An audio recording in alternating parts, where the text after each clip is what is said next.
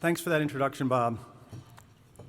I'm honored to have been asked to speak to you today. Over my 33-year career, I've had the pleasure of collaborating on many projects with Canadian engineers, from my earliest days on Battery Park City in New York, later on the Air Canada Centre, with the many engineers formerly known as YOLIS that may be scattered throughout the audience, to today on the Edmonton Arena with Jim Montgomery and the team from Dialogue, as well as many other projects throughout North America and around the world. Given those Canadian collaborations and my knowledge of how understanding you all are, I feel safe to venture away from a project, or should I say project, and technical-based presentation today to address a challenge that is of paramount importance to me and I hope to all of you: collaboration in our profession and how the historic delivery of our services has negatively impacted that collaborative process. See if I can do this.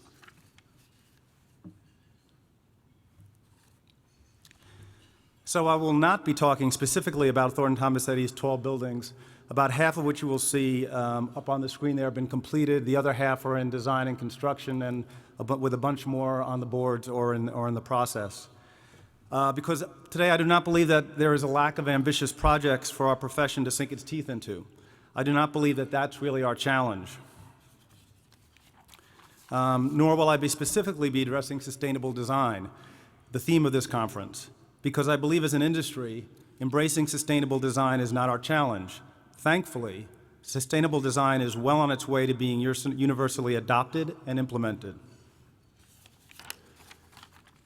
Instead, if you don't mind, I will step onto this soapbox that you so graciously afforded me this morning and discuss an issue that has captured my passion and focus.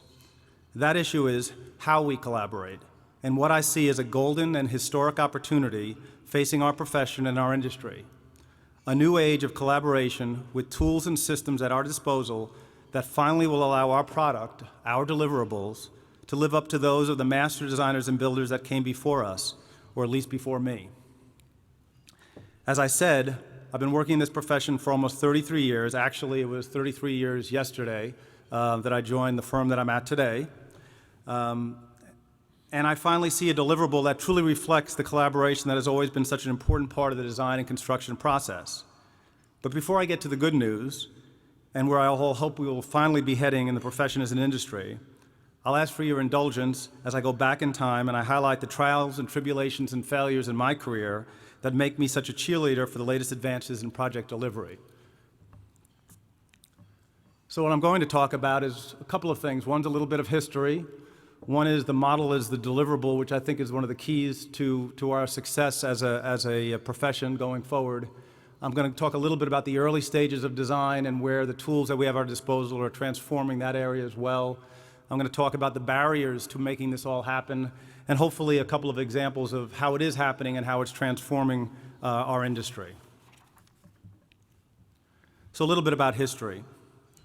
I graduated school in 1975 from high school and college in 1979 and joined a 30-person firm called Lev Zetlin Associates, which is now Thornton Tomasetti. So you now know the secret of my success, which is if you stay someplace long enough, eventually they run out of titles. For those of us who are old enough to remember, and I don't know what the demographic is in this room, but I see a lot of young faces, this was an exciting period from 1975 to 85.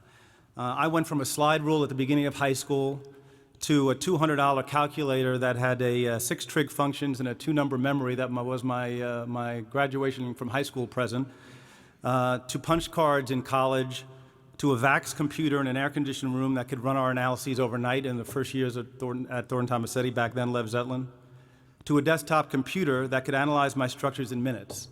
All of this happened in less than 10 years, and the promise of limitless computing power was realized, and as engineers, we never looked back. Now let's talk about our deliverable. I started my career when drafting boards and ink on cloth or mylar was the deliverable. And then the equivalent of the PC arrived, CAD. And we were told that what the PC did for computing, computer-aided drafting would do for our collective deliverable. Let me speak bluntly. That promise was, in my opinion, the biggest lie and the biggest setback for collaboration that I've seen in my career. And to make that point, let me use two of my own projects to show how collaboration and the quality of our deliverable took a hit during those dark days of CAD as the deliverable.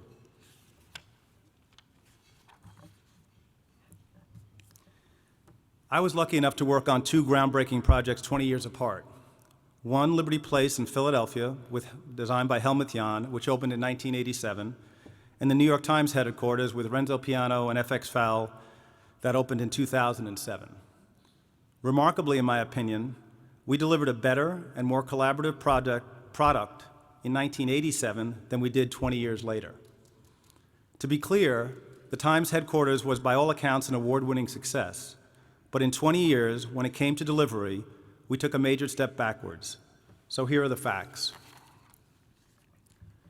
In 1987, when I worked on One Liberty Place, we produced 60 drawings for essentially the same building size and scale as we had in 2007, about a 1.8 million square foot building, give or plus or minus 800 to 900 feet. I stand here today, and I'm sure there's many of you in the audience who would know that there wasn't more information that was given in 140 drawings in 2007 than was actually given in 1987. And not only wasn't there more information, the clarity of that information wasn't any better. Why did this happen? For those of you who are young in the audience, you'd say, how could you possibly squeeze all that information into 60 drawings that today might take 200 or 300? Well, we had a thing called part plans. So if I had a drawing and on a tall building, the first 3 stories were different because you had lobbies and amenity space, and then you started getting into the office spaces, you'd have floors 4 through 15, it'd be on one drawing, and in the corner was this very interesting and powerful thing called a part plan, in which you would point out all the differences that existed on those floors, but you wouldn't print every floor. Well, the wonderful CAD came along, and we decided we could, so we printed every floor. So we ended up you can quickly see how you'd go from 60 drawings to 140 drawings when you take an 80-story building, and instead of printing 8 drawings for those 80 stories, you print 80 drawings for those 80 stories. So what did it make better? It didn't make dimensional information any better because it was a good chance that somewhere on those drawings you forgot to put the dimension that you put on the other floor. The clarity of intent wasn't any better, and you can just ask any contractor. Any contractor who got those 60 drawings back in 1987 had exactly the same amount of time that he had in 2007 to figure out what it was going to cost to build. Back in 87, they actually could look at the scale of the drawings and have a judgment as to how complex the drawings were. And they could look at those drawings and see what was different between floors 5 and floors 15 pretty quickly. In 2007, essentially, it was like looking for where's Waldo. What's different on these 2 drawings? Next came half-size drawings, the transition that happened with our space. Computers downsized our space. We no longer had large drawings that we were laying out in front of us. We had half-size drawings because we couldn't fit those huge drawings. Not only didn't they fit on our desks, but when you had 160 and the architect had 320 drawings, you couldn't even pick up the set of drawings. So the ability to sit at your desk and have all these drawings in front of you went away. For coordination, we used to have a thing called a light table. Sorry, again, I'm dating myself. We would take our Mylars and our drawings, and we'd take the architectural drawing, and we'd put our drawing on top of that drawing, and we'd be able to coordinate. I'd know whether my beams lined up with the architectural walls. I'd know if the ducts were going through my beams or going around my beams. It was all easy to see on those 60 drawings. RFIs, extras, and claims, I won't get into the dirty details, but yes, it was a downhill slide from 1987 to 2007. And again, these were successful projects. But I look at it now and say, we didn't produce, as an industry, we didn't produce a better product. So yes, eventually we had 3D CAD, but we still delivered non-collaborative 2D drawings. What do I mean by non-collaborative? Let's all recognize that the drawings of our disciplines are not really our drawings. They reflect, or should reflect, a collaboration and synthesis of all the stakeholder issues, just from the perspective, in this case, of a structural engineer. Everything on my drawings is dependent and inextricably linked to the input and priorities of an owner, architect, mechanical engineer, facade engineer, contractor, you keep going. What you see on the right is the new Barclay Arena in Brooklyn opening this year. The project was produced in 2D for the building department, but the model was the deliverable for almost every other aspect. And I emphasize the deliverable because that is the key. We now have reached an era when collaboration, that synthesis of ideas, can all reside as they once did in the master builder's head, probably 125 years ago when the society was founded, in one virtual, seamless, and borderless model, where nothing needs to be left to interpretation, and we can all see 100% of what is in the mind of all the collaborators. But if we only print 2D documents from that model, and if we don't share and rely on those models, we might as well go back to cloth and mylar. I always love this quote: "Insanity is doing the same thing over and over again and expecting different results." Designers have always been smart. Designers have always shared. Designers have always designed in 3D. I don't think there's anybody in this room who 1 or 2 or 3 years out of school wasn't looking at their drawings and seeing it in 3D in their minds. So what do? We don't share. We spend a huge amount of our time taking this three-dimensional structure or building in our heads and figuring out how to dumb it down into a set of 2D documents so that another person, a contractor or a sub-consultant, can look at those same 2D documents and try to translate it back into 3 dimensions into their head. And that's where the conflict takes place, and that's where the disconnects take place. We deliver it dumb. So here's some of my failures. Did an arena back in the mid-90s. Again, a very successful arena once we got through the pain and suffering of the delivery. Very complex geometry. I actually did this arena with George Heinlein, who working with Dialogue, currently at 360 Architects, who we're working with on the Edmonton arena. A great groundbreaking arena. But the geometry, we had a roof that sloped at pi. The edges of the roof was formed by an ellipse, and another edge of the roof was formed by 2 circles. We had AutoCAD, and at that time, you could draw all those things in AutoCAD. You could draw ellipses, and you could draw circles, and you could do all kinds of great things. But if you all remember, if you zoomed in on an ellipse in AutoCAD, or if you zoomed in a circle, it really wasn't an ellipse or a circle. It was a series of straight lines that just happened to look like an ellipse and a circle. So you couldn't actually use it to calculate geometry. So I was a relatively young engineer. I don't know, about 15 years ago, so I was a very young engineer.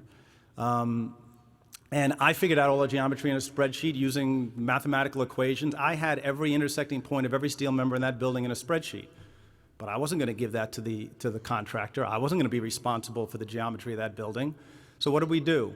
When the job went out, we included in the bids that the contractor had to hire a geometry. We said a geometry man back then. Sorry for the not politically correct, but a geometry person that they had to hire to recalculate the geometry to make sure that everything would go together. So the bids came in.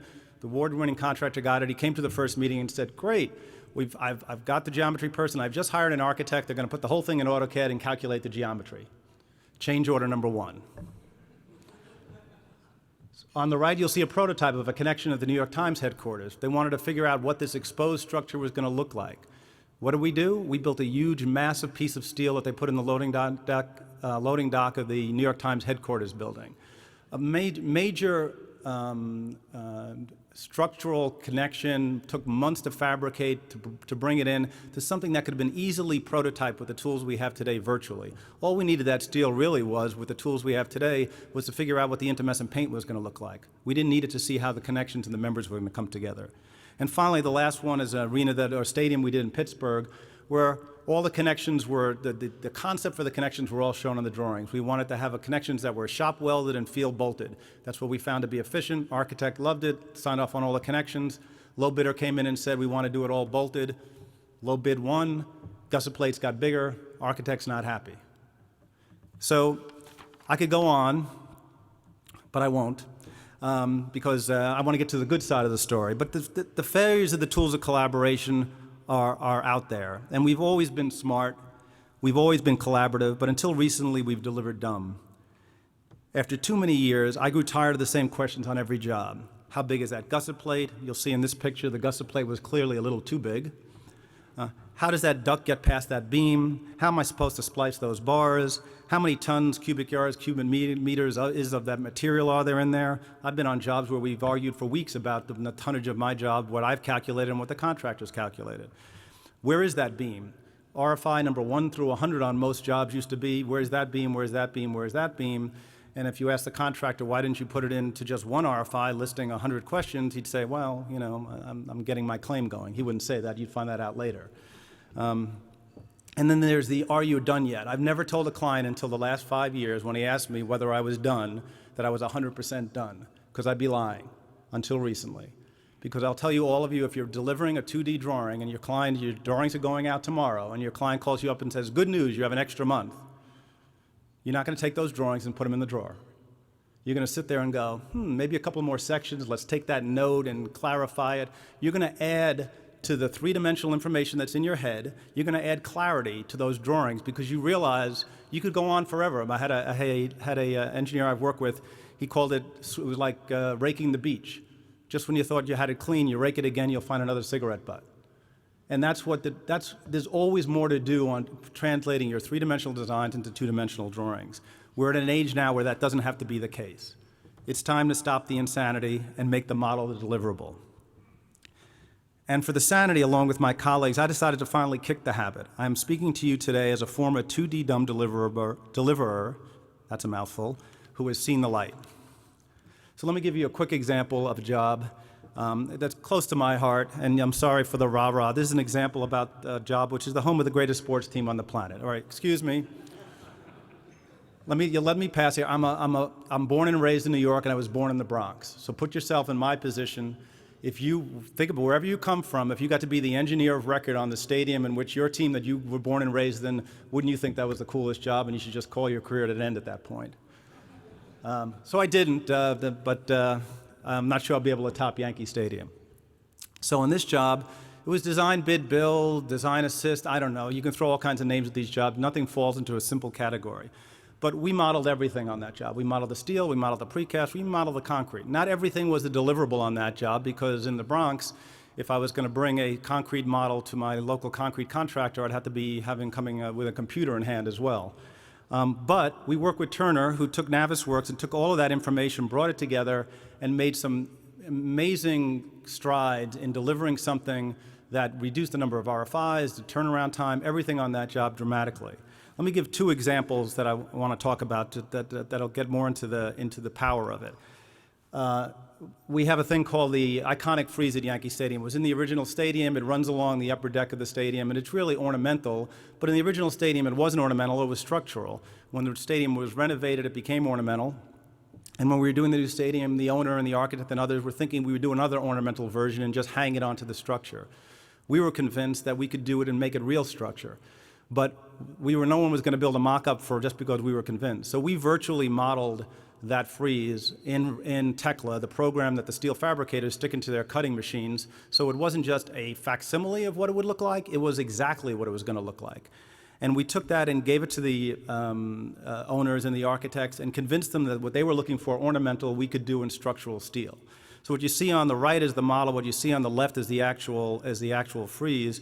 And I draw your attention to that little bolted connection there, the end plate connection. And because I sat with an architect in our virtual model when we were designing these connections, as he spun around from one of the seats, he kept seeing something out of the corner of his eyes in that model. And he said, why do I keep seeing that? And what he was seeing was the unclipped corner of that plate. If you see where the end plate is mitered, he was seeing that on the upper deck in the lower 10 to 20 rows. When you look back, you could see that connection peeking through, and he didn't want to see that. So we went in and we modified the connection, and guess what? That's the Tekla model, and that's what got built. And I see that connection because I'm a structural engineer and I sit in the cheap seats, so I sit behind that. But for a vast majority of the fans at Yankee Stadium, they don't get to see that connection because we had the tools to stop that from happening. No, this isn't some futuristic motherboard. This is the service level at Yankee Stadium. And Turner did a great job of getting everybody's information, hanging it on our structure. They took our structural model, put everything in here in Navisworks, and it's one of the first job that I had worked on, a sports job, where the service level, everything went in the way it was supposed to go in, everything went in the order it was supposed to go in. And not only that, as we continue to work with the Yankees on that stadium as they do upgrades and other things, this is an incredible tool for understanding what's there. As you might imagine, there's layers and layers of mechanical equipment there, and if you get a leak, it's nice to know where it is, what's above your head, which isn't, in most cases, very clear to see. But with these models, these are not just good for the job to reduce problems, they're great going forward. Okay, before I want to take a little step backwards very quickly to the beginning stages of the design. So before I make more of a case for the model as a deliverable, I want to discuss and take a quick look at another sea change that is transforming our profession: parametric modeling and generative design. the beginning of the collaborative process, and the last place that our incredible computing power and virtual modeling was allowed to enter. We all know early design is not a linear process, but with the parametric modeling tools and our ability as engineers to make those models talk, our analysis and delivery models, the start of our collaborative process is going through as exciting a change as the delivery end. I will illustrate these 4 points with a project. So just quickly with the points, we all know design, early stages especially, are not linear. Any engineer who's ever worked know that we don't start with a concept and we just move it progressively forward. There's a lot of iteration back and forth and rework.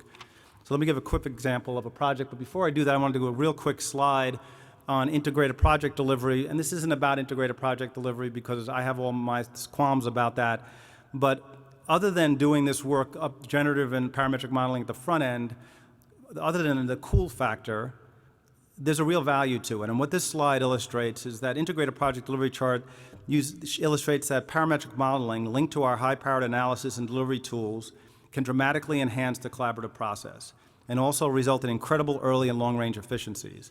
As you see, this is working. The delivery methods we have really are affecting the red part, the tail end.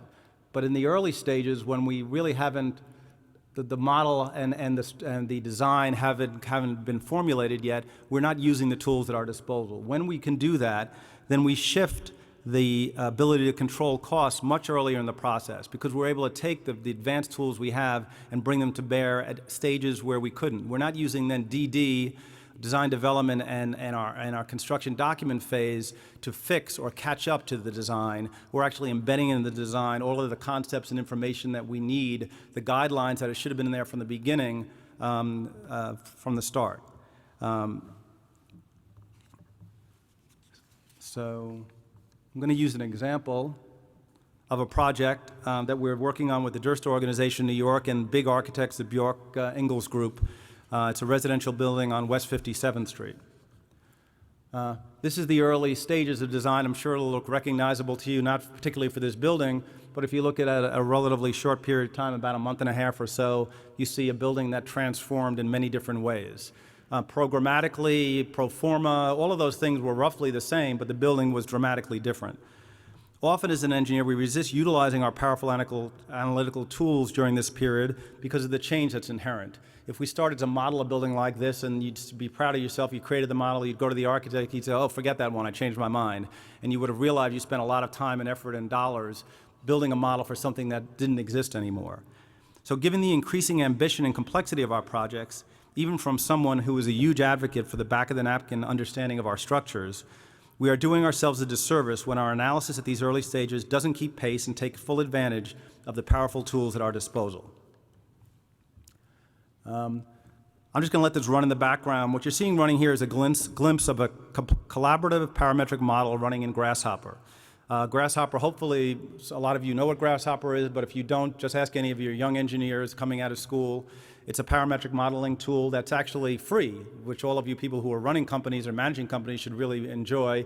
It's open source. You can add anything you want to it, and it's being used a lot in the architectural and engineering community. In this case, the architect entered their vision, and we entered our back-of-the-napkin experience and rules of thumb. This gave the architect the freedom to explore, but it also allowed the results of that process to be much more advanced and achievable than if we had just reacted in a less collaborative and technically unsophisticated way to the iterative process. So what we were able to do here was we were able to go in and put in all those rules of thumb, all the things about how far can that slab cantilever, what should the column spacing, what's the range of column spacing, what will happen to those columns. And when the architect played with this, he could give it back to us. We could then run it right through our analytical models and give him instant feedback, within hours feedback, and then he could play around with it some more. He could also push a button and know how many square feet, how many cubic yards of things he had. Now, this was no way a final design, clearly, but what it allowed us to do at a very early stage is really have proof of concept using the tools that we have at our disposal, but not doing them in a way that, because in most cases, until we had these kinds of tools, until we utilized them, it was all back of napkin. And like I said, for any young engineers, please, if you can't calculate your structure on the back of a napkin, don't move forward. But once you're past the back of the napkin, we shouldn't forget that we have these tools and not use them until we get to design development. The next thing we were able to do is we bolted on sustainable parametric models for daylighting and embodied energy, and we had hard data and quantities for evaluation and estimation that were high quality and set the stage for a much more linear and efficient process going forward. These parametric tools do for the start what delivering the model does for the finish. They enhance collaboration for all the project stakeholders. So these tools really allowed early on to be able to say, is this scheme, is there more embodied energy in this scheme or in that scheme? And have real numbers on it, not just a feel for the numbers.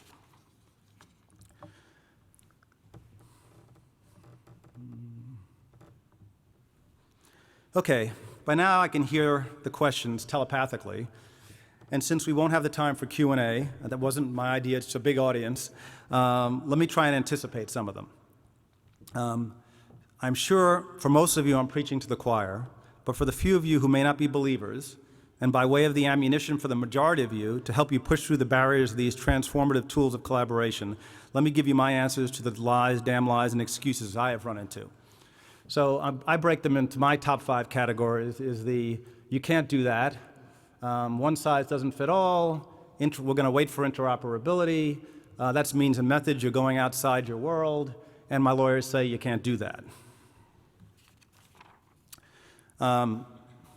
Let's start with this. What we're doing here is not new. We are not pushing the envelope. The aerospace industry did this over 20 years ago. They did, and every positive benefit they saw, where you'll see the list of those there, I've seen and our firm has seen, and then some, every time we delivered the model. So if you look at all of those issues, whether it's a reduction in RFIs, improvement in the way the product actually arrives at the site, the amount of rework being reduced dramatically, that's what they saw in the aerospace industry. We're seeing exactly the same thing in our industry. Not only, I talk about the last 5 years, we tripped into this in 2002 on a project in Chicago, Soldier Field football stadium. We were asked, they had a steel mill order that we had to get out very early, and the fabricator who was on board said, could you produce a Tekla model, a mill order model for us, so that we can get all your geometry and get it right into the mill order before your design's even completed. And we did. We took the leap, did the Tekla model, and moved forward. The unanticipated benefit, because we weren't aerospace engineers and we didn't realize what the benefits were, was that that model was given to the curtain wall supplier. And this had, if anybody of you have been to Soldier Field in Chicago, the skin for that building is very complex and not linear at all.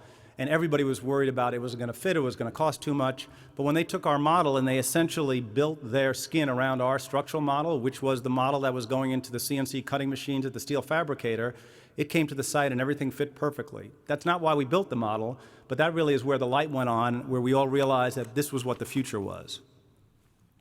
Then we hear one size doesn't fit all. Almost every job these days has a different delivery method and approach and a unique mix of stakeholders with their own preferences and goals, but one size doesn't have to fit for all. It doesn't really matter, in my opinion, which one of these you're in, and here's why. Whether or not you're an IPD advocate in its purest form, that's a whole other discussion.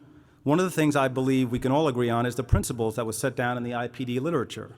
I've found in my career that any truly successful project, regardless of what you call it, meets these 9 principles. I also believe wholeheartedly that today, if you do not deliver the model, you cannot meet all of these principles. So I'm sure you've all seen these. I've highlighted in probably a really bad choice of colors the 4 that I think you don't meet if you're not delivering the model. But I look back, and regardless of what point in my career, whether it was 1989 or 1999, my successful projects that I was on met these principles. It didn't really matter what the delivery system was. If these things happened, the job is successful. If a bunch of these things didn't happen, the job wasn't successful.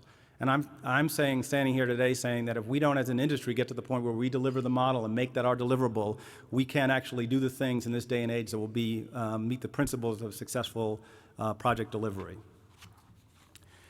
Interoperability.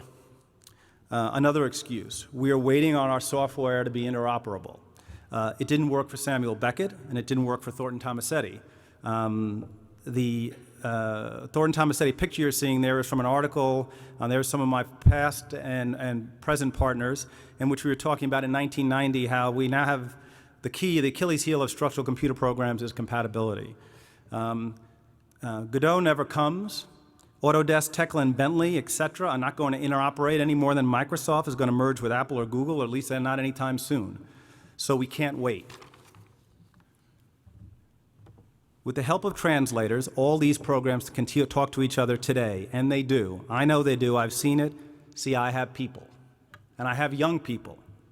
Now, this is a young person's game. The people who were in my office who were playing around with Grasshopper, I showed you before, not my generation. Okay? They don't see this as a barrier, but they see it as a challenge, and they will write your translators if only you share your vision and your goals.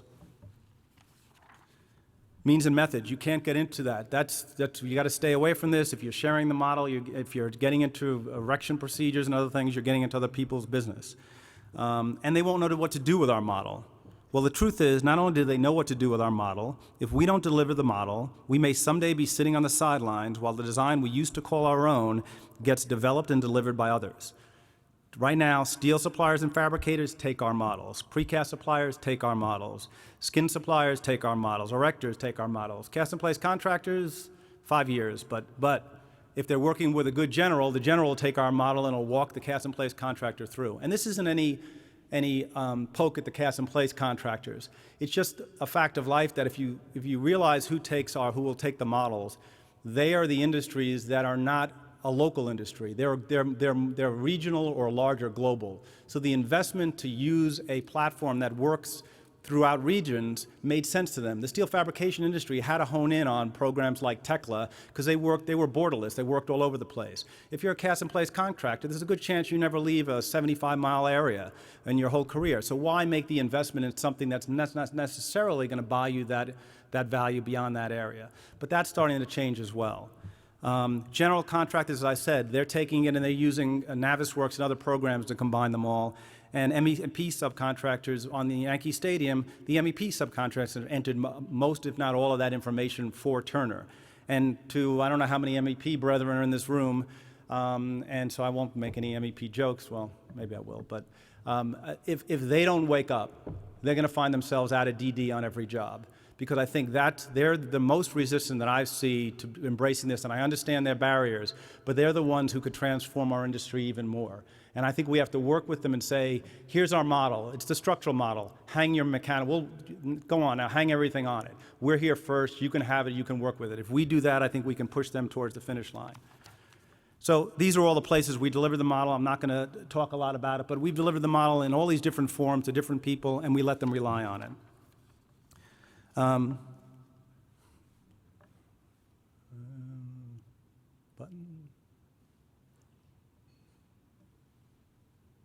Oops, sorry. Okay, so that leads me to my final excuse for delivering a collaborative model. It's too risky. The lawyers won't let you do it. What if, what if, what if, what if? As engineers, we're really good at evaluating and preventing existential risk, evidenced by how few of our structures fail. But I am often amazed at how bad we are at addressing the other risk, our business risk. In my 30-plus years in the business, that's the risk that our dumb deliverable has exposed me to time and time again. So let me tell you a success story. This is a project that I worked on about 10 years ago, 8 to 10 years ago. I'm not going to mention the names to protect the innocent and the guilty. This was a job in which we delivered a large steel long-span roof, and on bid day there were 5 bidders, and 4 of them were relatively clustered close together, and the 5th bidder was $5 million below the other 4, which was about 10 to 15% of the total cost of the bid. I went to the client, I said, this is not good. Something either was missed or there's an issue here, this could be a real headache. And the client said to me, well, I can buy a lot of aspirin for $5 million. So fast forward to the end of the project.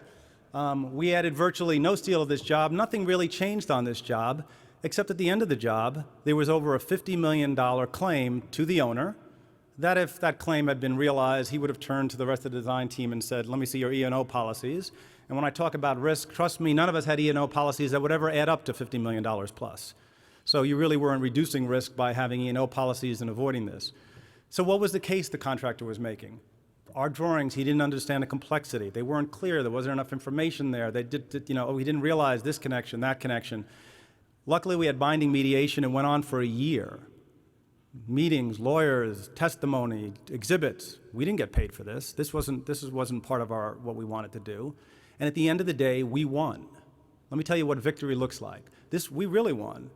The fabricator that was suing for over $50 million got zero, and he had to pay the owner $10 million. Now I'm standing here today, not gloating, just the opposite. That was a disaster. I never want to do that again. I don't want to end up in that position. Nobody won in that case. The fabricator didn't win. We didn't win. The owner didn't even win, because even though he got his $10 million, it's because he proved that he actually was harmed for more than $10 million. So this wasn't a victory. And I look today, the only virtual model we saw on that job that was shared was during litigation, the virtual model that the fabricator created to try to prove his case.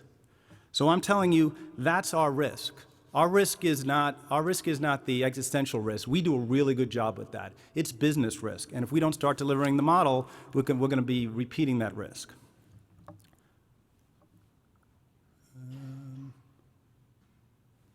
Okay, so for my last example, let me use a project where delivering the model was a much better option than fighting over a set of 2D documents at the job site.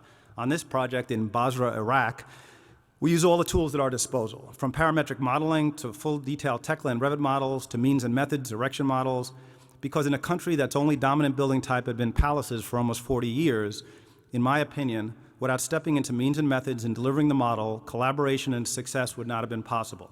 I just want to mention we did this with 360 Architects as well. So we did a parametric model in which we optimized and helped conceive the skin for this project and made it so that it was efficient. We used a coordination model among all the disciplines, and especially between the skin and the structure. We did erection models and everything from how to get the skin from Bahrain, where it was being fabricated, up to Basra. We had erection models on how to erect the roof. We had means and methods models we had fabrication deliverable models in which we not only showed how the panels should be fabricated and built, but we showed how they would be connected. We actually detailed the connections. We put it in Tekla models. We gave it to steel fabricators. They produced it. It connected back to our columns. Guess why? Because they were all in the same model, so they connected in our model. They connected in the real world. We brought them from the digital to physical, and everything you see here was in our models that was then transformed to the suppliers and the fabricators over in Bahrain, Iraq, and elsewhere.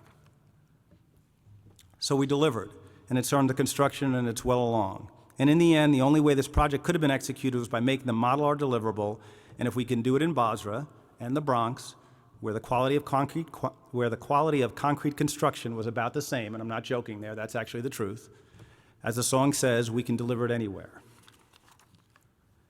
So, as I'm getting ready to step off my soapbox, and I thank you once again for this and your indulgence, I hope my harangue and my experiences have resonated with you. But if you're still skeptical, and I believe that we are not ready for the collaborative model as the deliverable, I only ask you to look at a fable where, just like our industry, collaboration required very different people from very different backgrounds and perspectives to come together to reach that shining city after a long and winding journey. If they could do it, I happen to think that just like the lion, our owners, with the courage to invest and lead the team, Dorothy, our architects, with the vision and goals, the Tin Woodsman, the contractor with the tools and the heart to get the job built, and the engineers, of course, the scarecrow, the brains of the operation, and even the lawyers could come along for the ride. If we all work together to deliver the model, we can all finally deliver on the promise of a truly collaborative and sustainable profession where the sky's the limit. Thank you.